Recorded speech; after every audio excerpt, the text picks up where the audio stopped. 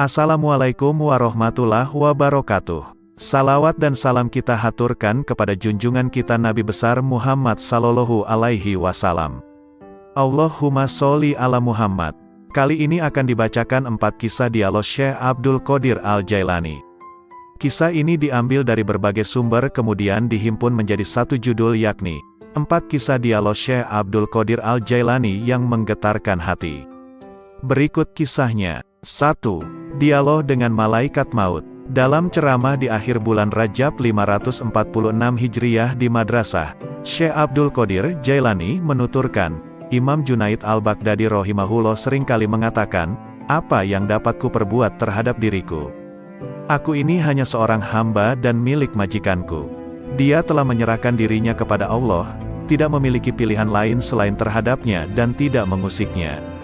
Junaid telah rela dengan apapun yang ditakdirkan kepadanya. Hatinya telah menjadi baik dan nafsunya telah tenang.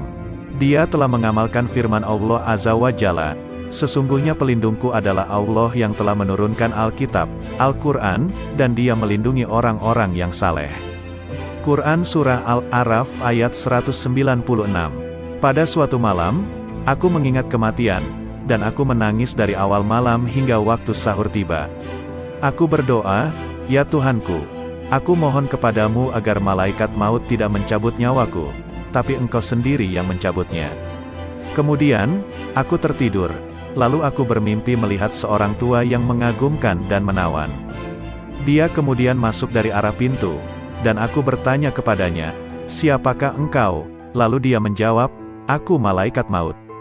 Aku katakan kepadanya, aku telah meminta kepada Allah agar dia sendiri yang mencabut nyawaku, bukan engkau yang akan mencabutnya.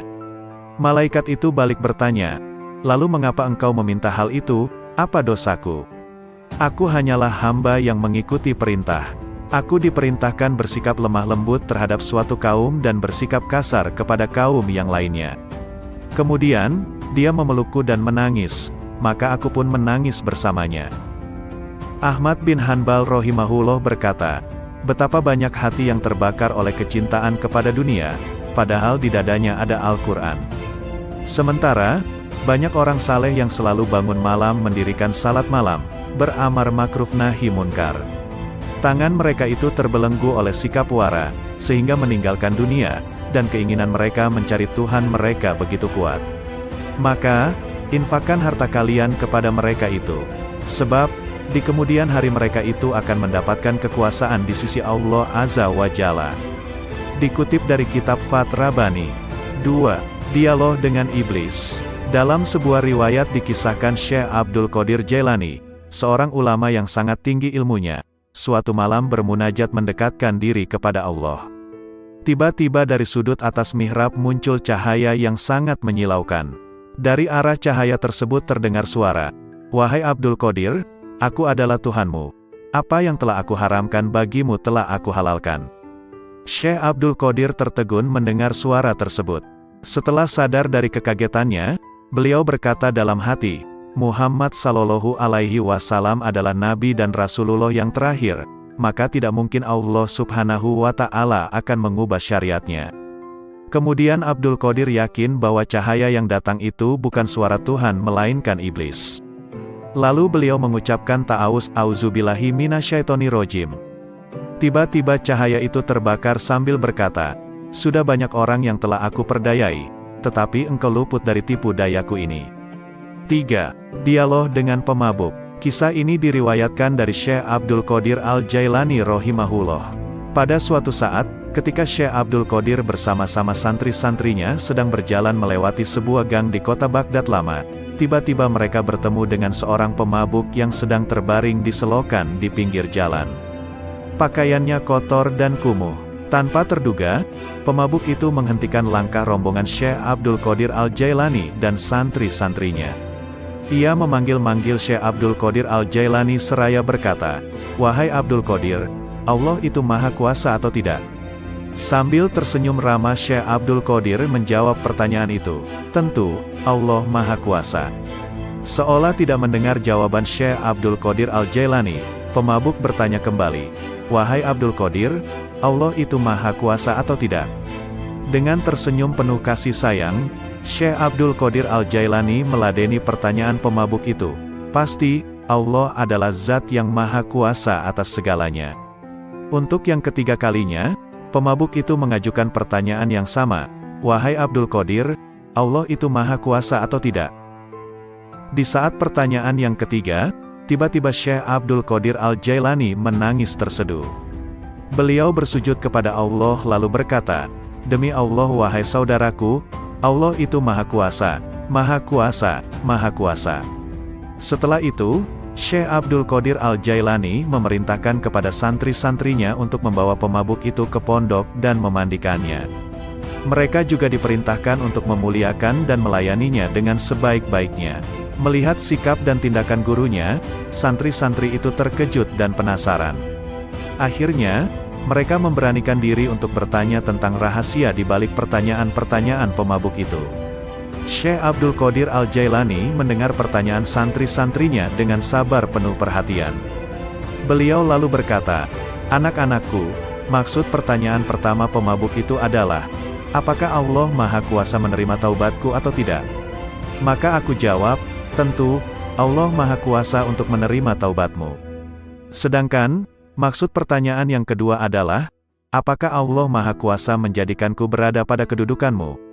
Maka aku menjawab, tentu, Allah Maha Kuasa untuk itu. Dan pada pertanyaan yang ketiga maksudnya, apakah Allah Maha Kuasa menjadikanmu berada pada kedudukanku?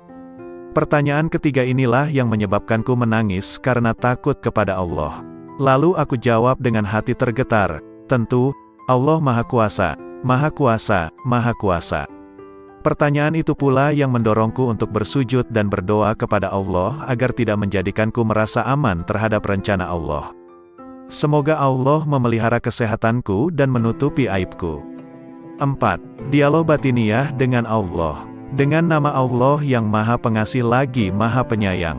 Allah Subhanahu wa Ta'ala berkata, "Wahai penolong agung." Aku menjawab, "Aku mendengar panggilanmu, wahai Tuhannya si penolong." Dia berkata, "Setiap tahapan antara alam Na'asut dan alam Malakut adalah syariat, setiap tahapan antara alam Malakut dan Jabarut adalah tarekat, dan setiap tahapan antara alam Jabarut dan alam Lahut adalah hakikat." Lalu dia berkata kepadaku, "Wahai penolong agung, aku tidak pernah mewujudkan diriku dalam sesuatu sebagaimana perwujudanku dalam diri manusia." Lalu aku bertanya, "Wahai Tuhanku, apakah engkau memiliki tempat?" Maka dia berkata kepadaku, "Wahai penolong agung, akulah pencipta tempat, dan aku tidak memiliki tempat." Lalu aku bertanya, "Wahai Tuhanku, apakah engkau makan dan minum?" Maka dia berkata kepadaku, "Wahai penolong agung, makanan dan minuman kaum fakir adalah makanan dan minumanku." Lalu aku berkata, "Wahai Tuhanku, dari apa engkau ciptakan malaikat?" Dia berkata kepadaku, "Aku ciptakan malaikat dari cahaya manusia, dan aku ciptakan manusia dari cahayaku." Lalu dia berkata kepadaku, "Wahai penolong agung, aku jadikan manusia sebagai kendaraanku, dan aku jadikan seluruh isi alam sebagai kendaraan baginya." Lalu dia berkata kepadaku, "Wahai penolong agung, betapa indahnya aku sebagai pencari. Betapa indahnya manusia sebagai yang dicari. Betapa indahnya manusia sebagai pengendara, dan betapa indahnya alam sebagai kendaraan baginya." Lalu dia berkata kepadaku, "Wahai penolong agung, manusia adalah rahasiaku dan aku adalah rahasianya. Jika manusia menyadari kedudukannya di sisiku, maka ia akan berucap pada setiap hembusan nafasnya, 'Milik siapakah kekuasaan pada hari ini?' Lalu dia berkata kepadaku, 'Wahai penolong agung, tidaklah manusia makan sesuatu, atau minum sesuatu, dan tidaklah ia berdiri atau duduk, berbicara atau diam.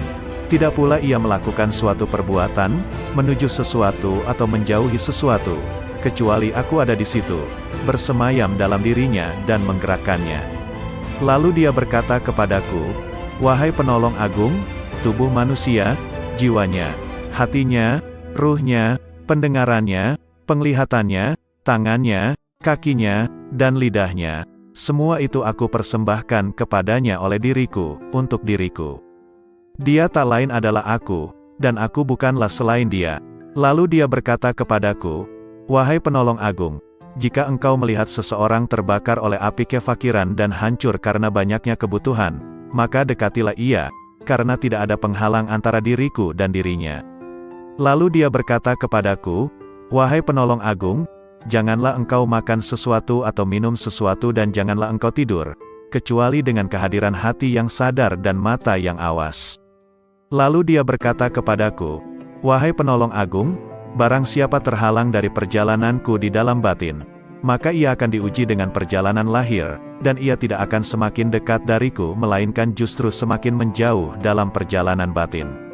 Lalu dia berkata kepadaku, wahai penolong agung, kemanunggalan ruhani merupakan keadaan yang tak dapat diungkapkan dengan kata-kata. Siapa yang percaya dengannya sebelum mengalaminya sendiri, maka ia telah kafir. Dan barang siapa menginginkan ibadah setelah mencapai keadaan wusyul, maka ia telah menyekutukan Allah Subhanahu wa Ta'ala. Lalu dia berkata kepadaku, wahai penolong agung, barang siapa memperoleh kebahagiaan azali, maka selamat atasnya, dia tidak akan terhina selamanya. Dan barang siapa memperoleh kesengsaraan azali, maka celaka baginya, dia tidak akan diterima sama sekali setelah itu.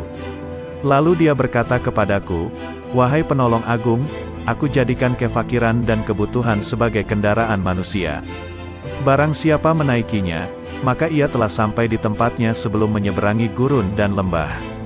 Lalu dia berkata kepadaku, wahai penolong agung, bila manusia mengetahui apa yang terjadi setelah kematian, tentu ia tidak menginginkan hidup di dunia ini.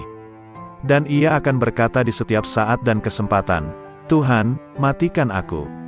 Lalu dia berkata kepadaku, wahai penolong agung, semua makhluk pada hari kiamat akan dihadapkan kepadaku dalam keadaan tuli, bisu dan buta, lalu merasa rugi dan menangis.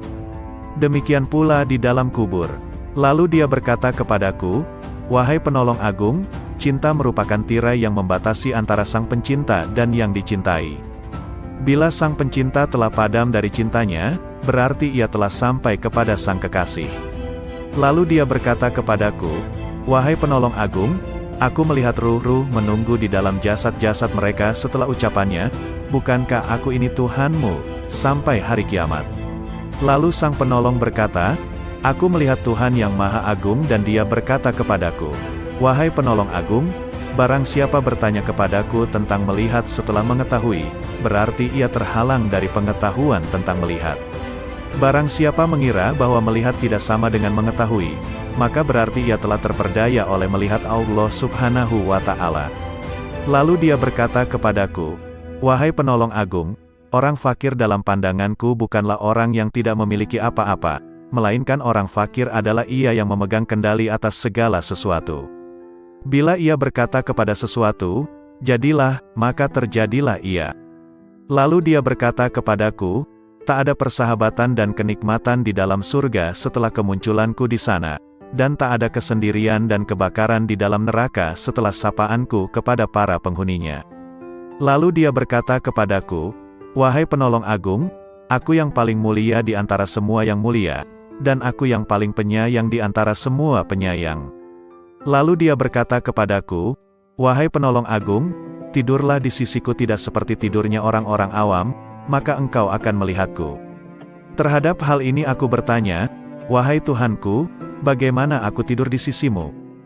Dia berkata, dengan menjauhkan jasmani dari kesenangan, menjauhkan nafsu dari syahwat, menjauhkan hati dari pikiran dan perasaan buruk, dan menjauhkan ruh dari pandangan yang melalaikan, lalu meleburkan zatmu di dalam zat. Lalu dia berkata kepadaku, wahai penolong agung, katakan kepada sahabatmu dan pencintamu, siapa di antara kalian yang menginginkan kedekatan denganku, maka hendaklah ia memilih kefakiran, lalu kefakiran dari kefakiran. Bila kefakiran itu telah sempurna, maka tak ada lagi apapun selain aku. Lalu dia berkata, wahai penolong agung, berbahagialah jika engkau mengasihi makhluk-makhlukku, dan beruntunglah jika engkau memaafkan makhluk-makhlukku. Lalu dia berkata kepadaku, wahai penolong agung, katakan kepada pencintamu dan sahabatmu, ambillah manfaat dari doa kaum fakir, karena mereka bersamaku dan aku bersama mereka. Lalu dia berkata kepadaku, wahai penolong agung, aku bersama segala sesuatu, tempat tinggalnya, pengawasnya, dan kepadaku tempat kembalinya. Lalu dia berkata kepadaku, wahai penolong agung, jangan peduli pada surga dan apa yang ada di sana, maka engkau akan melihat aku tanpa perantara. Dan jangan peduli pada neraka serta apa yang ada di sana, maka engkau akan melihat aku tanpa perantara. Lalu dia berkata kepadaku, wahai penolong agung, para penghuni surga disibukkan oleh surga, dan para penghuni neraka disibukkan olehku. Lalu dia berkata kepadaku, wahai penolong agung, sebagian penghuni surga berlindung dari kenikmatan, sebagaimana penghuni neraka berlindung dari jilatan api.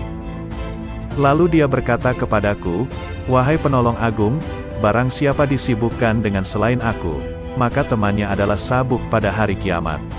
Lalu dia berkata kepadaku, wahai penolong agung, orang-orang yang dekat mencari pertolongan dari kedekatan, sebagaimana orang-orang yang jauh mencari pertolongan dari kejauhan. Lalu dia berkata kepadaku, wahai penolong agung, sesungguhnya aku memiliki hamba-hamba yang bukan nabi maupun rasul, yang kedudukan mereka tidak diketahui oleh siapapun dari penghuni dunia maupun penghuni akhirat, dari penghuni surga ataupun neraka, tidak juga malaikat Malik ataupun Ridwan, dan aku tidak menjadikan mereka untuk surga maupun untuk neraka, tidak untuk pahala ataupun siksa, tidak untuk bidadari, istana maupun pelayan-pelayan mudanya. Maka beruntunglah orang yang mempercayai mereka meski belum mengenal mereka. Lalu dia berkata kepadaku, wahai penolong agung, engkau adalah salah satu dari mereka. Dan di antara tanda-tanda mereka di dunia adalah tubuh-tubuh mereka terbakar karena sedikitnya makan dan minum, nafsu mereka telah hangus dari syahwat, hati mereka telah hangus dari pikiran dan perasaan buruk, ruh-ruh mereka juga telah hangus dari pandangan yang melalaikan. Mereka adalah pemilik keabadian yang terbakar oleh cahaya perjumpaan. Lalu dia berkata kepadaku, wahai penolong agung, bila seseorang yang haus datang kepadamu di hari yang amat panas, sedangkan engkau memiliki air dingin dan engkau sedang tidak membutuhkan air, jika engkau menahan air itu baginya, maka engkau adalah orang yang paling kikir. Bagaimana aku menolak mereka dari rahmatku, padahal aku telah menetapkan atas diriku, bahwa aku paling pengasih di antara yang mengasihi. Lalu dia berkata kepadaku, wahai penolong agung, tak seorang pun dari ahli maksiat yang jauh dariku, dan tak seorang pun dari ahli ketaatan yang dekat dariku. Lalu dia berkata kepadaku, wahai penolong agung, bila seseorang dekat kepadaku, maka ia adalah dari kalangan maksiat, karena ia merasa memiliki kekurangan dan penyesalan. Lalu dia berkata kepadaku, wahai penolong agung, merasa memiliki kekurangan merupakan sumber cahaya, dan mengagumi cahaya diri sendiri merupakan sumber kegelapan. Lalu dia berkata kepadaku, wahai penolong agung, ahli maksiat akan tertutupi oleh kemaksiatannya, dan ahli taat akan tertutupi oleh ketaatannya.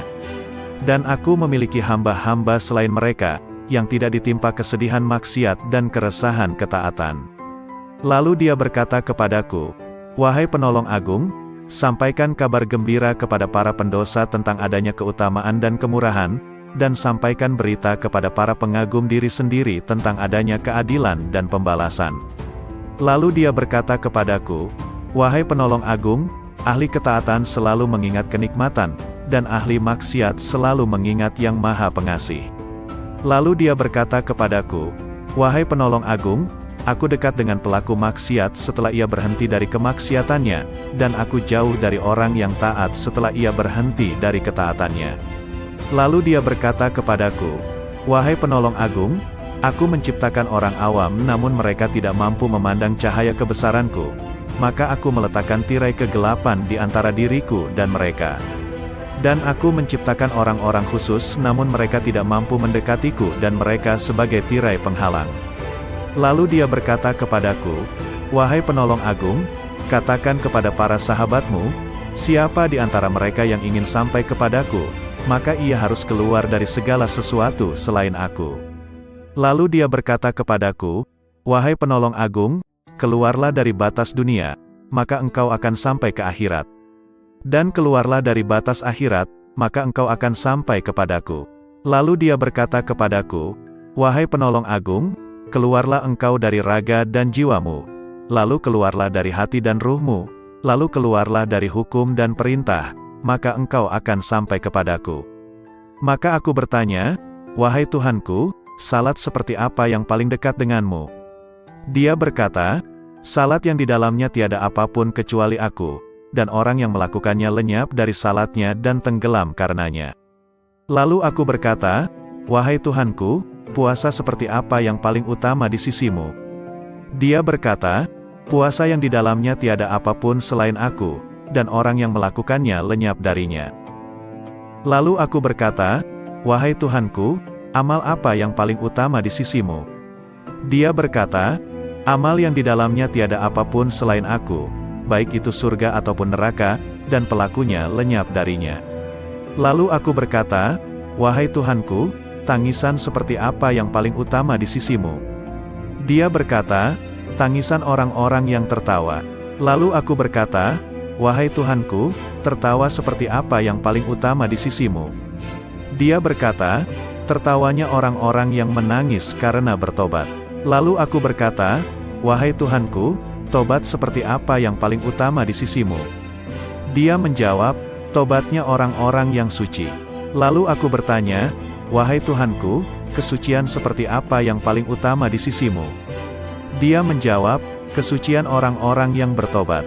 Lalu dia berkata kepadaku, wahai penolong agung, pencari ilmu di mataku tidak mempunyai jalan kecuali setelah ia mengakui kebodohannya, karena jika ia tidak melepaskan ilmu yang ada padanya, ia akan menjadi setan. Berkatalah sang penolong agung, aku bertemu Tuhanku subhanahu wa ta'ala dan aku bertanya kepadanya, wahai Tuhan, apa makna kerinduan? Dia menjawab, wahai penolong agung, engkau mesti merindukanku dan mengosongkan hatimu dari selain aku.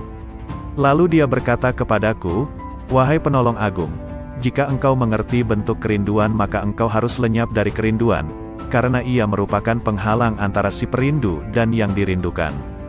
Lalu dia berkata kepadaku, wahai penolong agung, bila engkau berniat melakukan tobat, maka pertama kali engkau harus bertobat dari nafsu, lalu mengeluarkan pikiran dan perasaan buruk dari hati dengan mengusir kegelisahan dosa, maka engkau akan sampai kepadaku. Dan hendaknya engkau bersabar, karena bila tidak bersabar berarti engkau hanya bermain-main belaka. Lalu dia berkata kepadaku, wahai penolong agung, bila engkau ingin memasuki wilayahku, maka hendaknya engkau tidak berpaling kepada alam mulk, alam malakut, maupun alam jabarut. Karena alam mulk adalah setannya orang berilmu, dan malakut adalah setannya ahli makrifat, dan jabarut adalah setannya orang yang sadar. Siapa yang puas dengan salah satu dari ketiganya, maka ia akan terusir dari sisiku.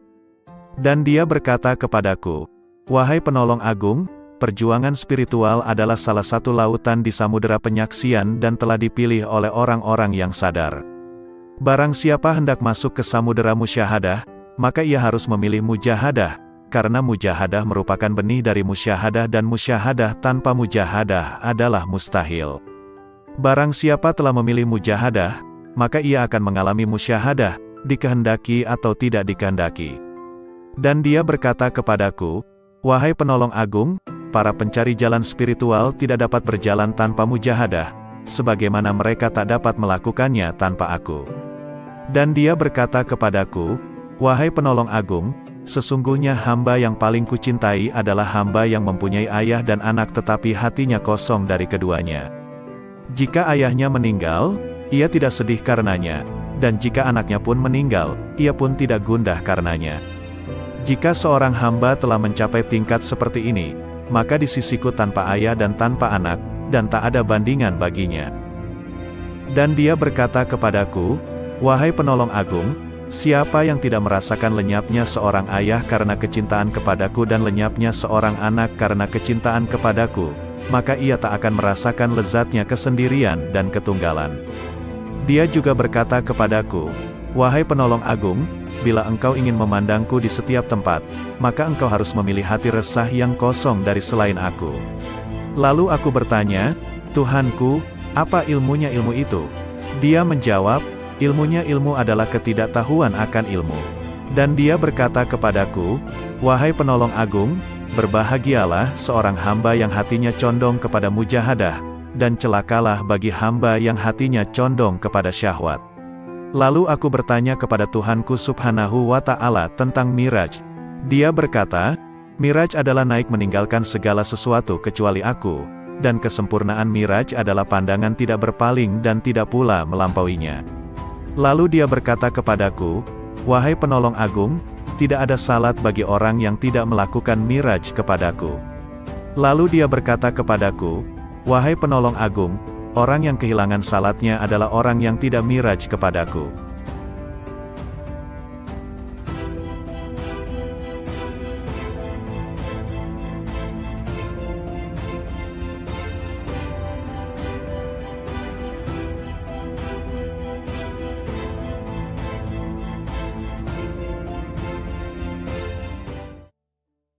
Assalamualaikum warahmatullahi wabarakatuh. Salawat dan salam kita haturkan kepada junjungan kita Nabi besar Muhammad Sallallahu Alaihi Wasallam.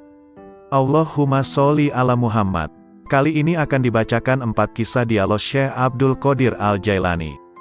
Kisah ini diambil dari berbagai sumber kemudian dihimpun menjadi satu judul yakni 4 kisah dialog Syekh Abdul Qadir Al-Jailani yang menggetarkan hati. Berikut kisahnya. 1. Dialog dengan Malaikat Maut. Dalam ceramah di akhir bulan Rajab 546 Hijriyah di Madrasah, Syekh Abdul Qadir Jailani menuturkan, Imam Junaid Al-Baghdadi rahimahullah seringkali mengatakan, apa yang dapat ku perbuat terhadap diriku? Aku ini hanya seorang hamba dan milik majikanku. Dia telah menyerahkan dirinya kepada Allah, tidak memiliki pilihan lain selain terhadapnya dan tidak mengusiknya. Junaid telah rela dengan apapun yang ditakdirkan kepadanya. Hatinya telah menjadi baik dan nafsunya telah tenang. Dia telah mengamalkan firman Allah Azza wa Jalla, sesungguhnya pelindungku adalah Allah yang telah menurunkan Alkitab, Al-Quran, dan dia melindungi orang-orang yang saleh. Quran Surah Al-A'raf ayat 196. Pada suatu malam, aku mengingat kematian, dan aku menangis dari awal malam hingga waktu sahur tiba. Aku berdoa, ya Tuhanku, aku mohon kepadamu agar malaikat maut tidak mencabut nyawaku, tapi Engkau sendiri yang mencabutnya. Kemudian, aku tertidur, lalu aku bermimpi melihat seorang tua yang mengagumkan dan menawan. Dia kemudian masuk dari arah pintu, dan aku bertanya kepadanya, siapakah engkau? Lalu dia menjawab, aku malaikat maut. Aku katakan kepadanya, aku telah meminta kepada Allah agar dia sendiri yang mencabut nyawaku, bukan engkau yang akan mencabutnya. Malaikat itu balik bertanya, lalu mengapa engkau meminta hal itu, apa dosaku? Aku hanyalah hamba yang mengikuti perintah. Aku diperintahkan bersikap lemah lembut terhadap suatu kaum dan bersikap kasar kepada kaum yang lainnya. Kemudian, dia memelukku dan menangis, maka aku pun menangis bersamanya. Ahmad bin Hanbal rahimahullah berkata, betapa banyak hati yang terbakar oleh kecintaan kepada dunia, padahal di dadanya ada Al-Quran. Sementara, banyak orang saleh yang selalu bangun malam mendirikan salat malam, beramar makruf nahi munkar. Tangan mereka itu terbelenggu oleh sikap wara, sehingga meninggalkan dunia, dan keinginan mereka mencari Tuhan mereka begitu kuat. Maka, infakkan harta kalian kepada mereka itu. Sebab, di kemudian hari mereka itu akan mendapatkan kekuasaan di sisi Allah Azza wa Jalla. Dikutip dari kitab Fath Rabbani. 2. Dialog dengan Iblis.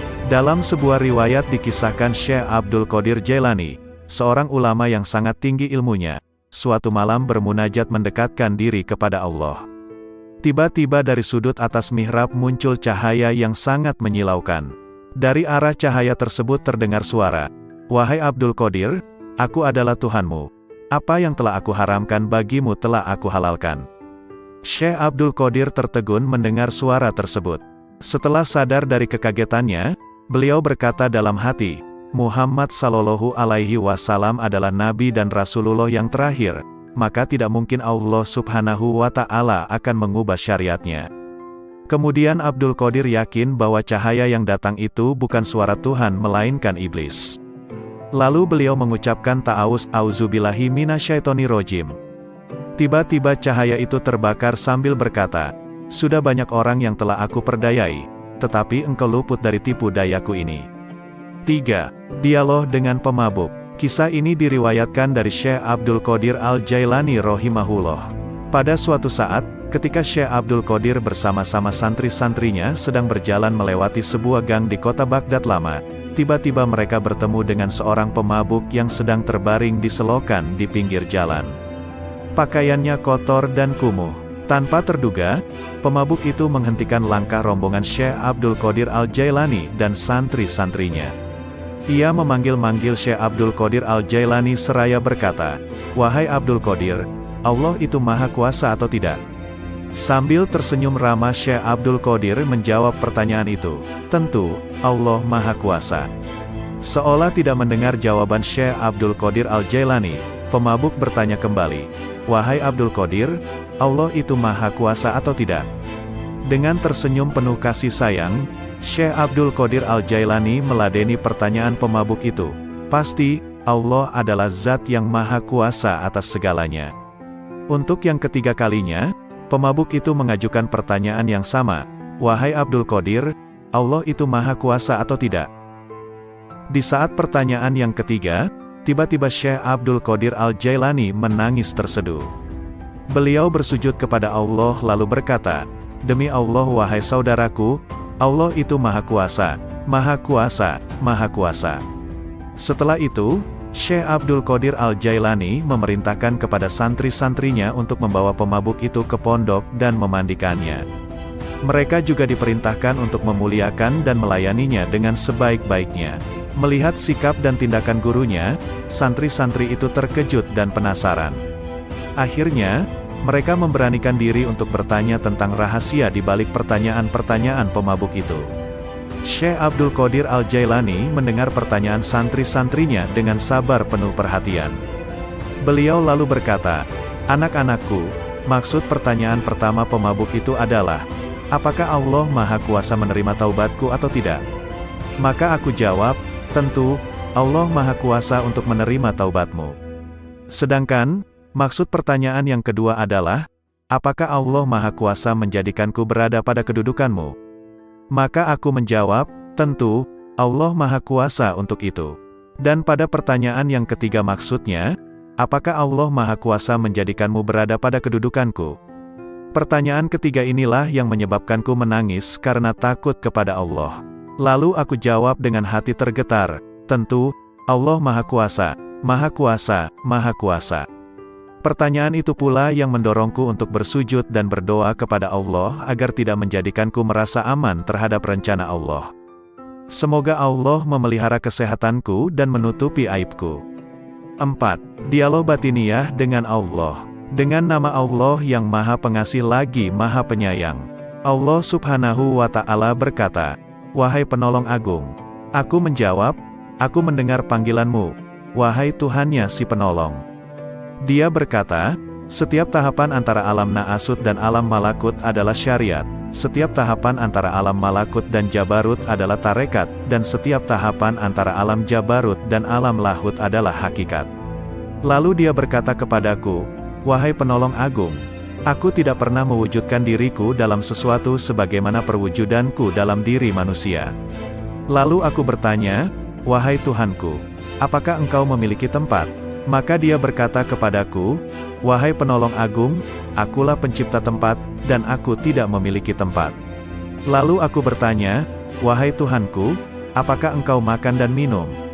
Maka dia berkata kepadaku, "Wahai penolong agung, makanan dan minuman kaum fakir adalah makanan dan minumanku."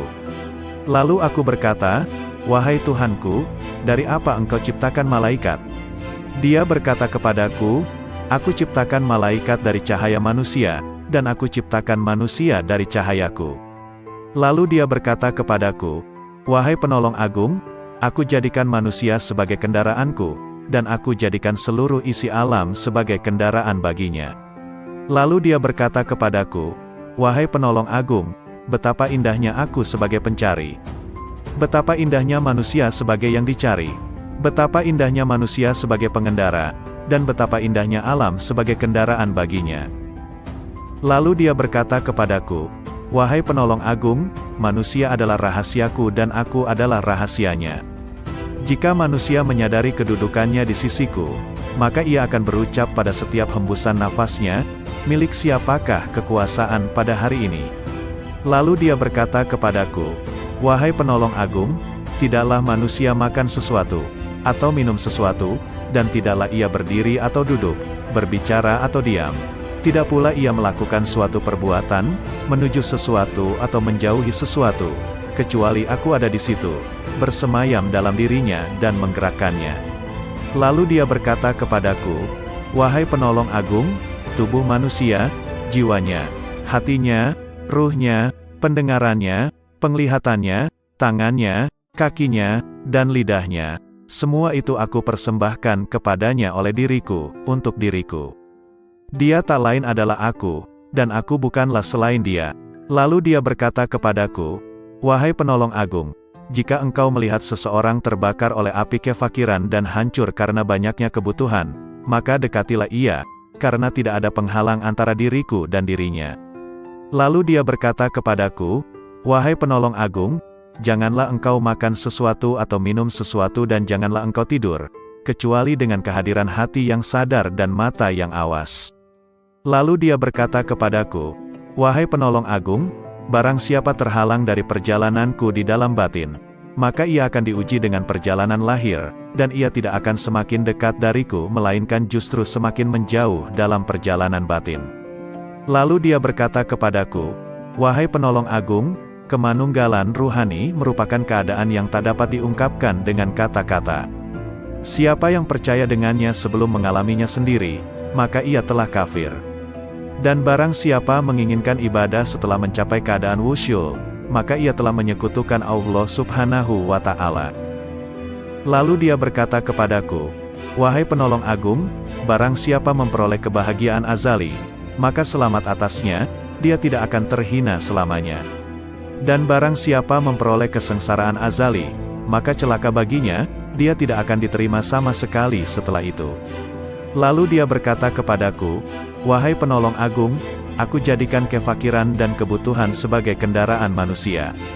Barang siapa menaikinya, maka ia telah sampai di tempatnya sebelum menyeberangi gurun dan lembah. Lalu dia berkata kepadaku, wahai penolong agung, bila manusia mengetahui apa yang terjadi setelah kematian, tentu ia tidak menginginkan hidup di dunia ini. Dan ia akan berkata di setiap saat dan kesempatan, Tuhan, matikan aku. Lalu dia berkata kepadaku, wahai penolong agung, semua makhluk pada hari kiamat akan dihadapkan kepadaku dalam keadaan tuli, bisu dan buta, lalu merasa rugi dan menangis. Demikian pula di dalam kubur.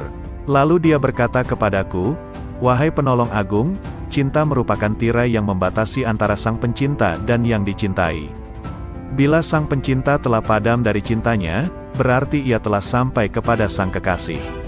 Lalu dia berkata kepadaku, wahai penolong agung, aku melihat ruh-ruh menunggu di dalam jasad-jasad mereka setelah ucapannya, bukankah aku ini Tuhanmu, sampai hari kiamat. Lalu sang penolong berkata, aku melihat Tuhan yang Maha Agung dan dia berkata kepadaku, wahai penolong agung, barang siapa bertanya kepadaku tentang melihat setelah mengetahui, berarti ia terhalang dari pengetahuan tentang melihat.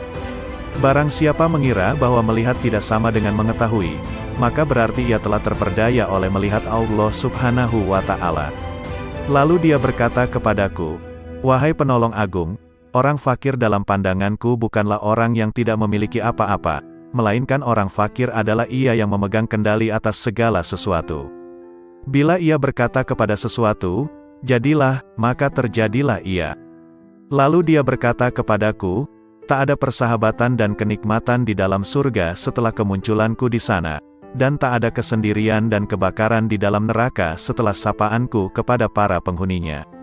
Lalu dia berkata kepadaku, wahai penolong agung, aku yang paling mulia di antara semua yang mulia, dan aku yang paling penyayang di antara semua penyayang.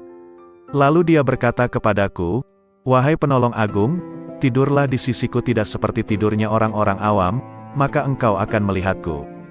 Terhadap hal ini aku bertanya, wahai Tuhanku, bagaimana aku tidur di sisimu? Dia berkata, dengan menjauhkan jasmani dari kesenangan, menjauhkan nafsu dari syahwat, menjauhkan hati dari pikiran dan perasaan buruk, dan menjauhkan ruh dari pandangan yang melalaikan, lalu meleburkan zatmu di dalam zat. Lalu dia berkata kepadaku, "Wahai penolong agung, katakan kepada sahabatmu dan pencintamu, siapa di antara kalian yang menginginkan kedekatan denganku, maka hendaklah ia memilih kefakiran, lalu kefakiran dari kefakiran. Bila kefakiran itu telah sempurna, maka tak ada lagi apapun selain aku." Lalu dia berkata, "Wahai penolong agung, berbahagialah jika engkau mengasihi makhluk-makhlukku, dan beruntunglah jika engkau memaafkan makhluk-makhlukku." Lalu dia berkata kepadaku, "Wahai penolong agung, katakan kepada pencintamu dan sahabatmu, ambillah manfaat dari doa kaum fakir, karena mereka bersamaku dan aku bersama mereka." Lalu dia berkata kepadaku, "Wahai penolong agung, aku bersama segala sesuatu, tempat tinggalnya, pengawasnya, dan kepadaku tempat kembalinya." Lalu dia berkata kepadaku, "Wahai penolong agung, jangan peduli pada surga dan apa yang ada di sana, maka engkau akan melihat aku tanpa perantara. Dan jangan peduli pada neraka serta apa yang ada di sana, maka engkau akan melihat aku tanpa perantara." Lalu dia berkata kepadaku, "Wahai penolong agung, para penghuni surga disibukkan oleh surga, dan para penghuni neraka disibukkan olehku." Lalu dia berkata kepadaku, "Wahai penolong agung, sebagian penghuni surga berlindung dari kenikmatan, sebagaimana penghuni neraka berlindung dari jilatan api." Lalu dia berkata kepadaku, "Wahai penolong agung, barang siapa disibukkan dengan selain aku, maka temannya adalah sabuk pada hari kiamat." Lalu dia berkata kepadaku, "Wahai penolong agung, orang-orang yang dekat mencari pertolongan dari kedekatan, sebagaimana orang-orang yang jauh mencari pertolongan dari kejauhan." Lalu dia berkata kepadaku, "Wahai penolong agung, sesungguhnya aku memiliki hamba-hamba yang bukan nabi maupun rasul, yang kedudukan mereka tidak diketahui oleh siapapun dari penghuni dunia maupun penghuni akhirat, dari penghuni surga ataupun neraka, tidak juga malaikat Malik ataupun Ridwan, dan aku tidak menjadikan mereka untuk surga maupun untuk neraka, tidak untuk pahala ataupun siksa, tidak untuk bidadari, istana maupun pelayan-pelayan mudanya. Maka beruntunglah orang yang mempercayai mereka meski belum mengenal mereka." Lalu dia berkata kepadaku, "Wahai penolong agung, engkau adalah salah satu dari mereka. Dan di antara tanda-tanda mereka di dunia adalah tubuh-tubuh mereka terbakar karena sedikitnya makan dan minum, nafsu mereka telah hangus dari syahwat, hati mereka telah hangus dari pikiran dan perasaan buruk, ruh-ruh mereka juga telah hangus dari pandangan yang melalaikan. Mereka adalah pemilik keabadian yang terbakar oleh cahaya perjumpaan." Lalu dia berkata kepadaku, "Wahai penolong agung, bila seseorang yang haus datang kepadamu di hari yang amat panas, sedangkan engkau memiliki air dingin dan engkau sedang tidak membutuhkan air, jika engkau menahan air itu baginya, maka engkau adalah orang yang paling kikir. Bagaimana aku menolak mereka dari rahmatku, padahal aku telah menetapkan atas diriku, bahwa aku paling pengasih di antara yang mengasihi." Lalu dia berkata kepadaku, "Wahai penolong agung, tak seorang pun dari ahli maksiat yang jauh dariku, dan tak seorang pun dari ahli ketaatan yang dekat dariku." Lalu dia berkata kepadaku, "Wahai penolong agung, bila seseorang dekat kepadaku, maka ia adalah dari kalangan maksiat, karena ia merasa memiliki kekurangan dan penyesalan." Lalu dia berkata kepadaku, "Wahai penolong agung, merasa memiliki kekurangan merupakan sumber cahaya, dan mengagumi cahaya diri sendiri merupakan sumber kegelapan." Lalu dia berkata kepadaku, "Wahai penolong agung, ahli maksiat akan tertutupi oleh kemaksiatannya, dan ahli taat akan tertutupi oleh ketaatannya. Dan aku memiliki hamba-hamba selain mereka, yang tidak ditimpa kesedihan maksiat dan keresahan ketaatan." Lalu dia berkata kepadaku, "Wahai penolong agung, sampaikan kabar gembira kepada para pendosa tentang adanya keutamaan dan kemurahan, dan sampaikan berita kepada para pengagum diri sendiri tentang adanya keadilan dan pembalasan." Lalu dia berkata kepadaku, "Wahai penolong agung, ahli ketaatan selalu mengingat kenikmatan, dan ahli maksiat selalu mengingat yang Maha Pengasih." Lalu dia berkata kepadaku, "Wahai penolong agung, Aku dekat dengan pelaku maksiat setelah ia berhenti dari kemaksiatannya, dan aku jauh dari orang yang taat setelah ia berhenti dari ketaatannya.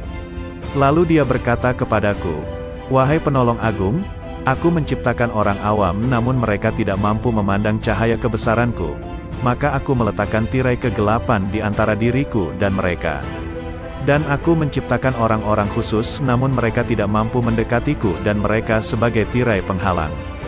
Lalu dia berkata kepadaku, "Wahai penolong agung, katakan kepada para sahabatmu, siapa di antara mereka yang ingin sampai kepadaku, maka ia harus keluar dari segala sesuatu selain aku."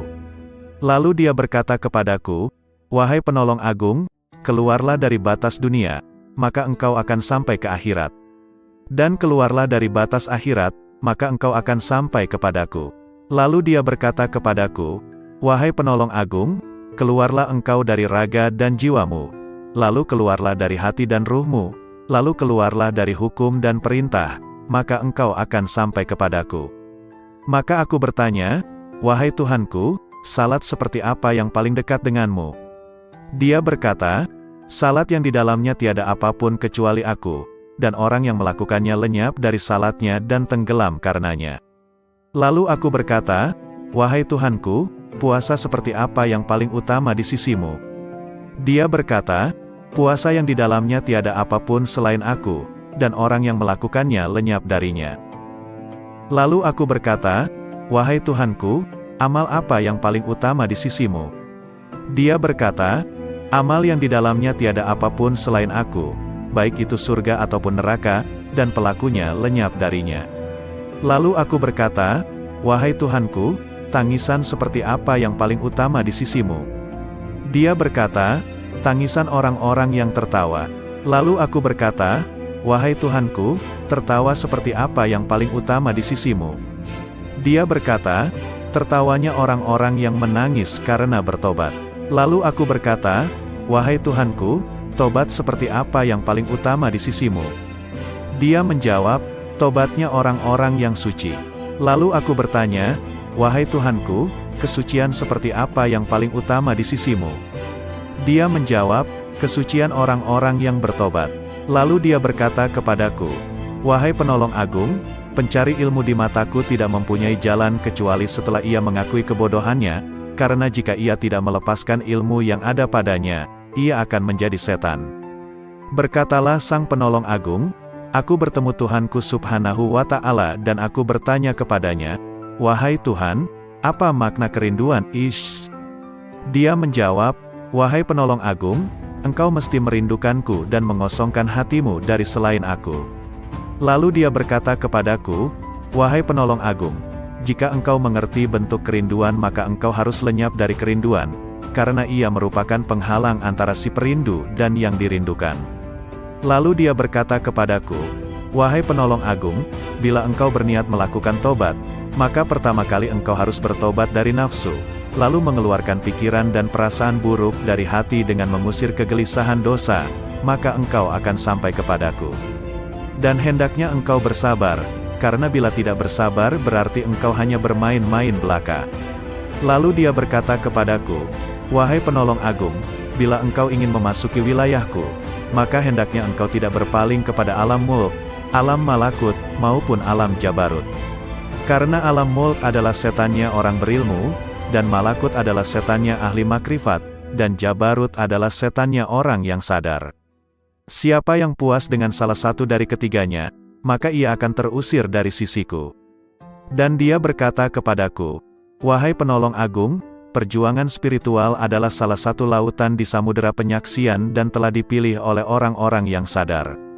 Barang siapa hendak masuk ke samudera musyahadah, maka ia harus memilih mujahadah, karena mujahadah merupakan benih dari musyahadah dan musyahadah tanpa mujahadah adalah mustahil. Barang siapa telah memilih mujahadah, maka ia akan mengalami musyahadah, dikehendaki atau tidak dikehendaki.' Dan dia berkata kepadaku, 'Wahai penolong agung, para pencari jalan spiritual tidak dapat berjalan tanpa mujahadah, sebagaimana mereka tak dapat melakukannya tanpa aku.' Dan dia berkata kepadaku, 'Wahai penolong agung, Sesungguhnya hamba yang paling kucintai adalah hamba yang mempunyai ayah dan anak tetapi hatinya kosong dari keduanya. Jika ayahnya meninggal, ia tidak sedih karenanya, dan jika anaknya pun meninggal, ia pun tidak gundah karenanya. Jika seorang hamba telah mencapai tingkat seperti ini, maka di sisiku tanpa ayah dan tanpa anak, dan tak ada bandingan baginya. Dan dia berkata kepadaku, "Wahai penolong agung, siapa yang tidak merasakan lenyapnya seorang ayah karena kecintaan kepadaku dan lenyapnya seorang anak karena kecintaan kepadaku, maka ia tak akan merasakan lezatnya kesendirian dan ketunggalan." Dia juga berkata kepadaku, "Wahai penolong agung, bila engkau ingin memandangku di setiap tempat, maka engkau harus memilih hati resah yang kosong dari selain aku." Lalu aku bertanya, "Tuhanku, apa ilmunya ilmu itu?" Dia menjawab, "Ilmunya ilmu adalah ketidaktahuan akan ilmu." Dan dia berkata kepadaku, "Wahai penolong agung, berbahagialah seorang hamba yang hatinya condong kepada mujahadah, dan celakalah bagi hamba yang hatinya condong kepada syahwat." Lalu aku bertanya kepada Tuhanku Subhanahu wa Ta'ala tentang Miraj. Dia berkata, "Miraj adalah naik meninggalkan segala sesuatu kecuali aku, dan kesempurnaan Miraj adalah pandangan tidak berpaling dan tidak pula melampauinya." Lalu dia berkata kepadaku, "Wahai penolong agung, tidak ada salat bagi orang yang tidak melakukan Miraj kepadaku."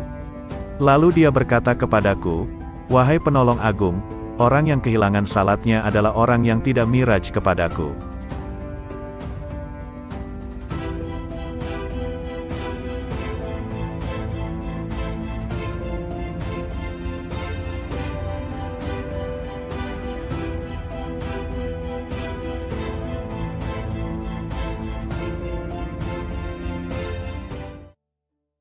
Assalamualaikum warahmatullahi wabarakatuh. Salawat dan salam kita haturkan kepada junjungan kita Nabi besar Muhammad sallallahu alaihi wasallam. Allahumma sholli ala Muhammad.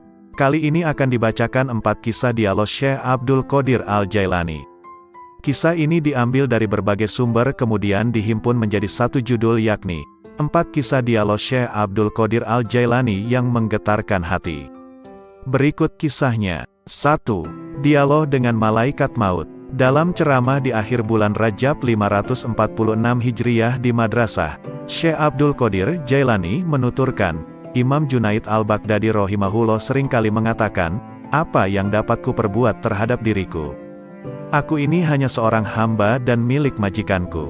Dia telah menyerahkan dirinya kepada Allah, tidak memiliki pilihan lain selain terhadapnya dan tidak mengusiknya. Junaid telah rela dengan apapun yang ditakdirkan kepadanya. Hatinya telah menjadi baik dan nafsunya telah tenang. Dia telah mengamalkan firman Allah Azza wa Jalla, sesungguhnya pelindungku adalah Allah yang telah menurunkan Alkitab, Al-Quran, dan dia melindungi orang-orang yang saleh."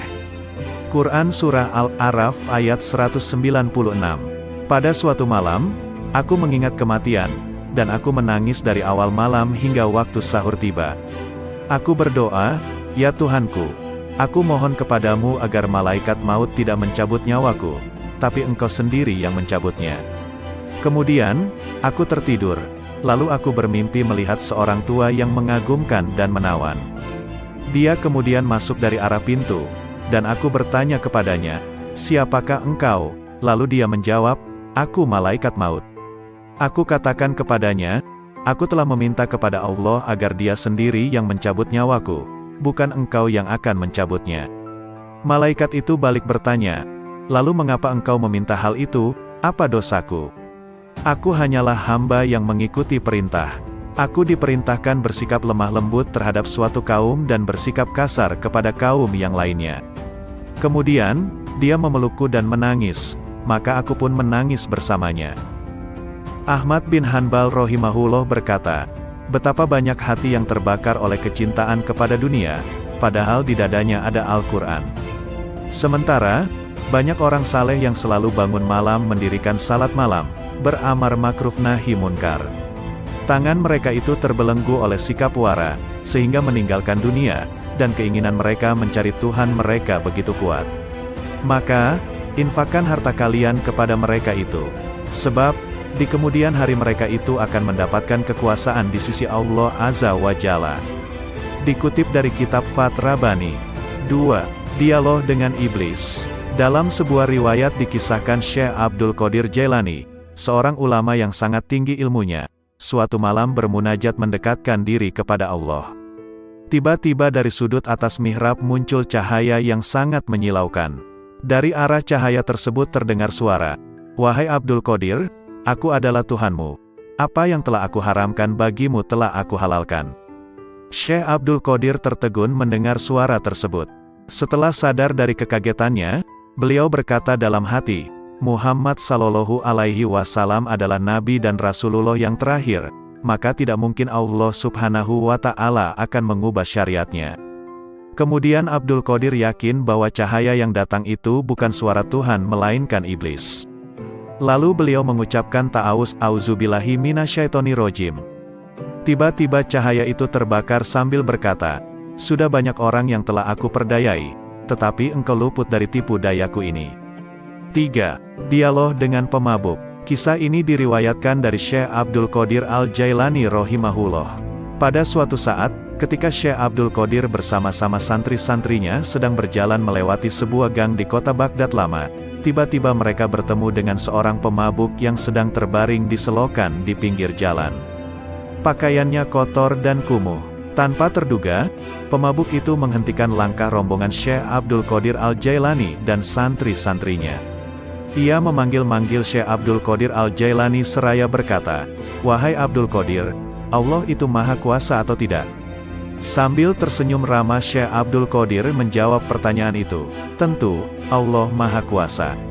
Seolah tidak mendengar jawaban Syekh Abdul Qadir Al-Jailani, pemabuk bertanya kembali, "Wahai Abdul Qadir, Allah itu Maha Kuasa atau tidak?" Dengan tersenyum penuh kasih sayang, Syekh Abdul Qadir Al-Jailani meladeni pertanyaan pemabuk itu. "Pasti, Allah adalah zat yang Maha Kuasa atas segalanya." Untuk yang ketiga kalinya, pemabuk itu mengajukan pertanyaan yang sama, "Wahai Abdul Qadir, Allah itu Maha Kuasa atau tidak?" Di saat pertanyaan yang ketiga, tiba-tiba Syekh Abdul Qadir Al-Jailani menangis terseduh. Beliau bersujud kepada Allah lalu berkata, "Demi Allah wahai saudaraku, Allah itu Maha Kuasa, Maha Kuasa, Maha Kuasa." Setelah itu, Syekh Abdul Qadir Al-Jailani memerintahkan kepada santri-santrinya untuk membawa pemabuk itu ke pondok dan memandikannya. Mereka juga diperintahkan untuk memuliakan dan melayaninya dengan sebaik-baiknya. Melihat sikap dan tindakan gurunya, santri-santri itu terkejut dan penasaran. Akhirnya, mereka memberanikan diri untuk bertanya tentang rahasia di balik pertanyaan-pertanyaan pemabuk itu. Syekh Abdul Qadir Al-Jailani mendengar pertanyaan santri-santrinya dengan sabar penuh perhatian. Beliau lalu berkata, "Anak-anakku, maksud pertanyaan pertama pemabuk itu adalah, apakah Allah Maha Kuasa menerima taubatku atau tidak?" Maka aku jawab, "Tentu, Allah Maha Kuasa untuk menerima taubatmu." Sedangkan, maksud pertanyaan yang kedua adalah, apakah Allah Maha Kuasa menjadikanku berada pada kedudukanmu? Maka aku menjawab, tentu, Allah Maha Kuasa untuk itu. Dan pada pertanyaan yang ketiga maksudnya, apakah Allah Maha Kuasa menjadikanmu berada pada kedudukanku? Pertanyaan ketiga inilah yang menyebabkanku menangis karena takut kepada Allah. Lalu aku jawab dengan hati tergetar, tentu, Allah Maha Kuasa, Maha Kuasa, Maha Kuasa. Pertanyaan itu pula yang mendorongku untuk bersujud dan berdoa kepada Allah agar tidak menjadikanku merasa aman terhadap rencana Allah. Semoga Allah memelihara kesehatanku dan menutupi aibku. 4. Dialog batiniyah dengan Allah. Dengan nama Allah yang Maha Pengasih lagi Maha Penyayang. Allah Subhanahu wa Ta'ala berkata, "Wahai penolong agung." Aku menjawab, "Aku mendengar panggilanmu, wahai Tuhannya si penolong." Dia berkata, "Setiap tahapan antara alam Na'asut dan alam Malakut adalah syariat, setiap tahapan antara alam Malakut dan Jabarut adalah tarekat, dan setiap tahapan antara alam Jabarut dan alam Lahut adalah hakikat." Lalu dia berkata kepadaku, "Wahai penolong agung, aku tidak pernah mewujudkan diriku dalam sesuatu sebagaimana perwujudanku dalam diri manusia." Lalu aku bertanya, "Wahai Tuhanku, apakah engkau memiliki tempat?" Maka dia berkata kepadaku, "Wahai penolong agung, akulah pencipta tempat, dan aku tidak memiliki tempat." Lalu aku bertanya, "Wahai Tuhanku, apakah engkau makan dan minum?" Maka dia berkata kepadaku, "Wahai penolong agung, makanan dan minuman kaum fakir adalah makanan dan minumanku." Lalu aku berkata, "Wahai Tuhanku, dari apa engkau ciptakan malaikat?" Dia berkata kepadaku, "Aku ciptakan malaikat dari cahaya manusia, dan aku ciptakan manusia dari cahayaku." Lalu dia berkata kepadaku, "Wahai penolong agung, aku jadikan manusia sebagai kendaraanku, dan aku jadikan seluruh isi alam sebagai kendaraan baginya." Lalu dia berkata kepadaku, "Wahai penolong agung, betapa indahnya aku sebagai pencari. Betapa indahnya manusia sebagai yang dicari. Betapa indahnya manusia sebagai pengendara, dan betapa indahnya alam sebagai kendaraan baginya." Lalu dia berkata kepadaku, "Wahai penolong agung, manusia adalah rahasiaku dan aku adalah rahasianya. Jika manusia menyadari kedudukannya di sisiku, maka ia akan berucap pada setiap hembusan nafasnya, 'Milik siapakah kekuasaan pada hari ini?' Lalu dia berkata kepadaku, 'Wahai penolong agung, tidaklah manusia makan sesuatu, atau minum sesuatu, dan tidaklah ia berdiri atau duduk, berbicara atau diam. Tidak pula ia melakukan suatu perbuatan, menuju sesuatu atau menjauhi sesuatu, kecuali aku ada di situ, bersemayam dalam dirinya dan menggerakkannya.'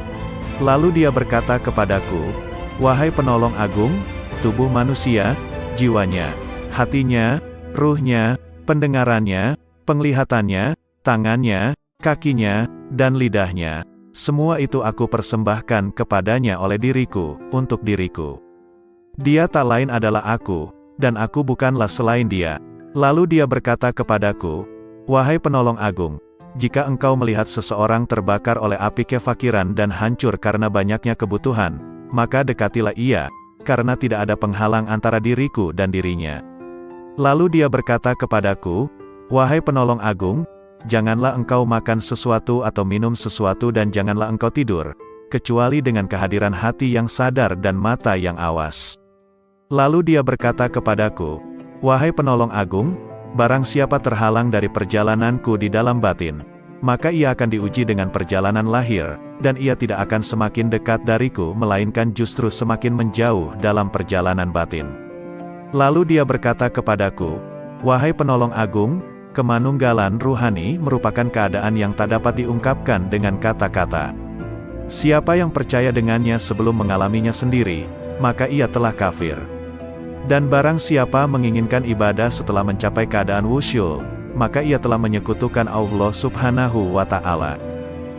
Lalu dia berkata kepadaku, 'Wahai penolong agung, barang siapa memperoleh kebahagiaan azali, maka selamat atasnya, dia tidak akan terhina selamanya. Dan barang siapa memperoleh kesengsaraan azali, maka celaka baginya, dia tidak akan diterima sama sekali setelah itu.' Lalu dia berkata kepadaku, 'Wahai penolong agung, aku jadikan kefakiran dan kebutuhan sebagai kendaraan manusia. Barang siapa menaikinya, maka ia telah sampai di tempatnya sebelum menyeberangi gurun dan lembah.' Lalu dia berkata kepadaku, 'Wahai penolong agung, bila manusia mengetahui apa yang terjadi setelah kematian, tentu ia tidak menginginkan hidup di dunia ini. Dan ia akan berkata di setiap saat dan kesempatan, Tuhan, matikan aku.' Lalu dia berkata kepadaku, 'Wahai penolong agung, semua makhluk pada hari kiamat akan dihadapkan kepadaku dalam keadaan tuli, bisu dan buta, lalu merasa rugi dan menangis. Demikian pula di dalam kubur.' Lalu dia berkata kepadaku, 'Wahai penolong agung, cinta merupakan tirai yang membatasi antara sang pencinta dan yang dicintai. Bila sang pencinta telah padam dari cintanya, berarti ia telah sampai kepada sang kekasih.' Lalu dia berkata kepadaku, 'Wahai penolong agung, aku melihat ruh-ruh menunggu di dalam jasad-jasad mereka setelah ucapannya, bukankah aku ini Tuhanmu, sampai hari kiamat?' Lalu sang penolong berkata, 'Aku melihat Tuhan yang Maha Agung dan dia berkata kepadaku, Wahai penolong agung, barang siapa bertanya kepadaku tentang melihat setelah mengetahui, berarti ia terhalang dari pengetahuan tentang melihat. Barang siapa mengira bahwa melihat tidak sama dengan mengetahui, maka berarti ia telah terperdaya oleh melihat Allah Subhanahu wa Ta'ala. Lalu dia berkata kepadaku, "Wahai penolong agung, orang fakir dalam pandanganku bukanlah orang yang tidak memiliki apa-apa, melainkan orang fakir adalah ia yang memegang kendali atas segala sesuatu. Bila ia berkata kepada sesuatu, jadilah, maka terjadilah ia." Lalu dia berkata kepadaku, "Tak ada persahabatan dan kenikmatan di dalam surga setelah kemunculanku di sana, dan tak ada kesendirian dan kebakaran di dalam neraka setelah sapaanku kepada para penghuninya." Lalu dia berkata kepadaku, "Wahai penolong agung, aku yang paling mulia di antara semua yang mulia, dan aku yang paling penyayang di antara semua penyayang." Lalu dia berkata kepadaku, "Wahai penolong agung, tidurlah di sisiku tidak seperti tidurnya orang-orang awam, maka engkau akan melihatku." Terhadap hal ini aku bertanya, "Wahai Tuhanku, bagaimana aku tidur di sisimu?" Dia berkata, "Dengan menjauhkan jasmani dari kesenangan, menjauhkan nafsu dari syahwat, menjauhkan hati dari pikiran dan perasaan buruk, dan menjauhkan ruh dari pandangan yang melalaikan, lalu meleburkan zatmu di dalam zat." Lalu dia berkata kepadaku, "Wahai penolong agung, katakan kepada sahabatmu dan pencintamu, siapa di antara kalian yang menginginkan kedekatan denganku, maka hendaklah ia memilih kefakiran, lalu kefakiran dari kefakiran. Bila kefakiran itu telah sempurna, maka tak ada lagi apapun selain aku." Lalu dia berkata, "Wahai penolong agung, berbahagialah jika engkau mengasihi makhluk-makhlukku, dan beruntunglah jika engkau memaafkan makhluk-makhlukku." Lalu dia berkata kepadaku, "Wahai penolong agung, katakan kepada pencintamu dan sahabatmu, ambillah manfaat dari doa kaum fakir, karena mereka bersamaku dan aku bersama mereka." Lalu dia berkata kepadaku, "Wahai penolong agung, aku bersama segala sesuatu, tempat tinggalnya, pengawasnya, dan kepadaku tempat kembalinya." Lalu dia berkata kepadaku, "Wahai penolong agung, jangan peduli pada surga dan apa yang ada di sana, maka engkau akan melihat aku tanpa perantara. Dan jangan peduli pada neraka serta apa yang ada di sana, maka engkau akan melihat aku tanpa perantara." Lalu dia berkata kepadaku, "Wahai penolong agung, para penghuni surga disibukkan oleh surga, dan para penghuni neraka disibukkan olehku." Lalu dia berkata kepadaku, "Wahai penolong agung, sebagian penghuni surga berlindung dari kenikmatan, sebagaimana penghuni neraka berlindung dari jilatan api." Lalu dia berkata kepadaku, "Wahai penolong agung, barang siapa disibukkan dengan selain aku, maka temannya adalah sabuk pada hari kiamat." Lalu dia berkata kepadaku, "Wahai penolong agung, orang-orang yang dekat mencari pertolongan dari kedekatan, sebagaimana orang-orang yang jauh mencari pertolongan dari kejauhan." Lalu dia berkata kepadaku, "Wahai penolong agung, sesungguhnya aku memiliki hamba-hamba yang bukan nabi maupun rasul, yang kedudukan mereka tidak diketahui oleh siapapun dari penghuni dunia maupun penghuni akhirat, dari penghuni surga ataupun neraka, tidak juga malaikat Malik ataupun Ridwan, dan aku tidak menjadikan mereka untuk surga maupun untuk neraka, tidak untuk pahala ataupun siksa, tidak untuk bidadari, istana maupun pelayan-pelayan mudanya. Maka beruntunglah orang yang mempercayai mereka meski belum mengenal mereka." Lalu dia berkata kepadaku, "Wahai penolong agung, engkau adalah salah satu dari mereka.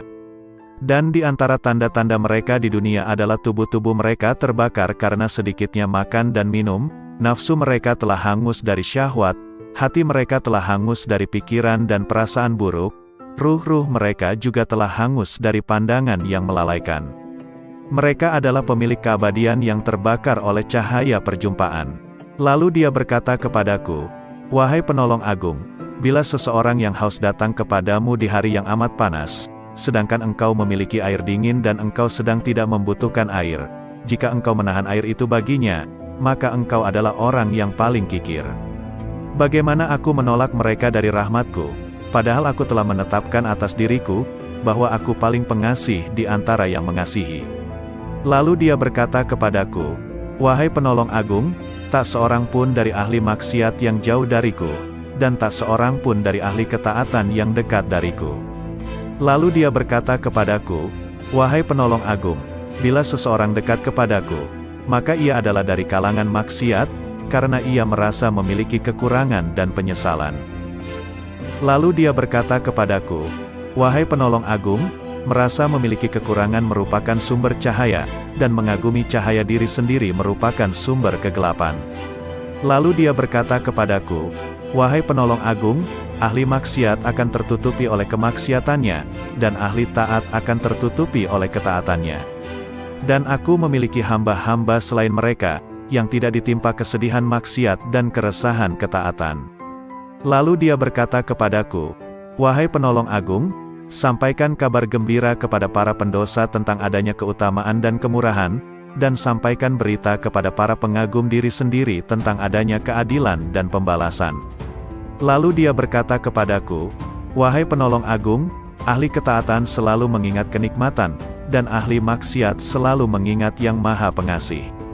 Lalu dia berkata kepadaku, "Wahai penolong agung, aku dekat dengan pelaku maksiat setelah ia berhenti dari kemaksiatannya, dan aku jauh dari orang yang taat setelah ia berhenti dari ketaatannya." Lalu dia berkata kepadaku, "Wahai penolong agung, aku menciptakan orang awam namun mereka tidak mampu memandang cahaya kebesaranku, maka aku meletakkan tirai kegelapan di antara diriku dan mereka. Dan aku menciptakan orang-orang khusus namun mereka tidak mampu mendekatiku dan mereka sebagai tirai penghalang."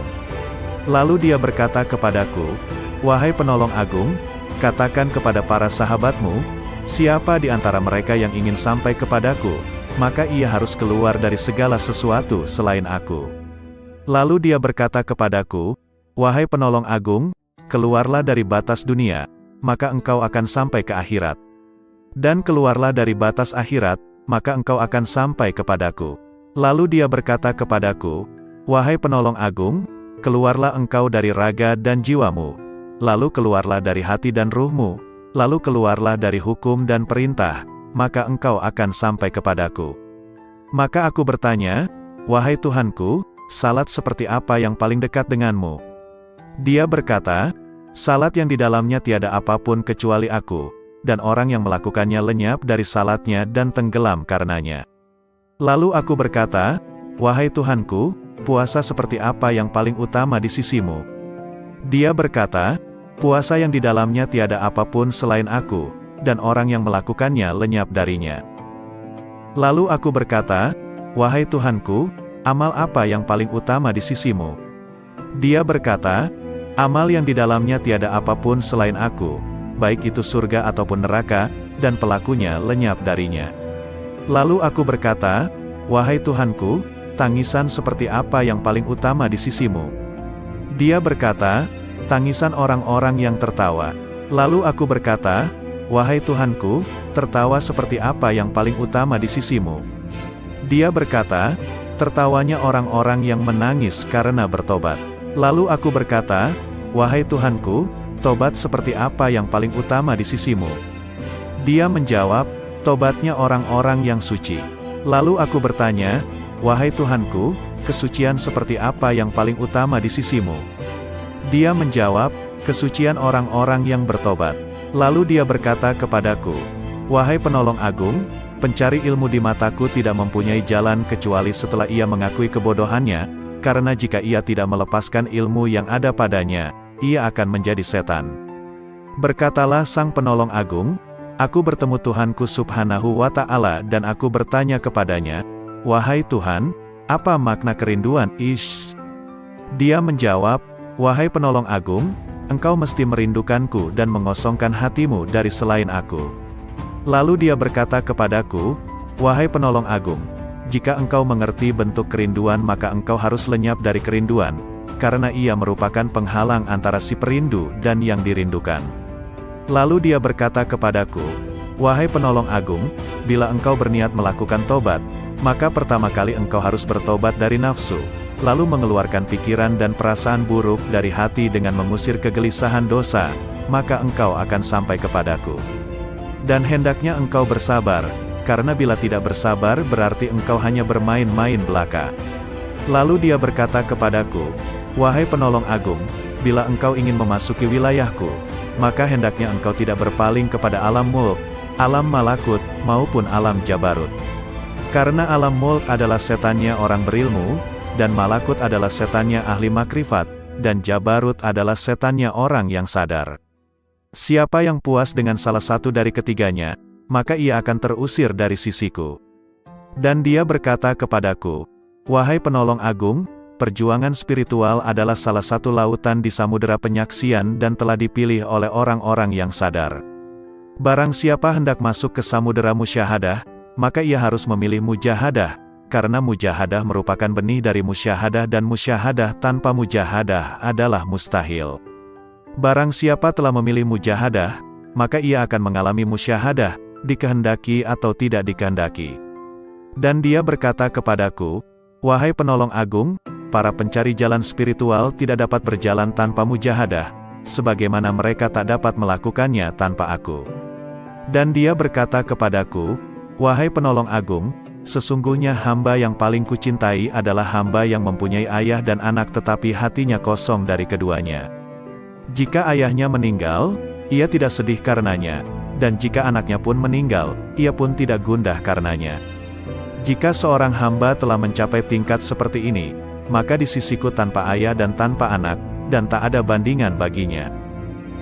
Dan dia berkata kepadaku, wahai penolong agung, siapa yang tidak merasakan lenyapnya seorang ayah karena kecintaan kepadaku dan lenyapnya seorang anak karena kecintaan kepadaku, maka ia tak akan merasakan lezatnya kesendirian dan ketunggalan.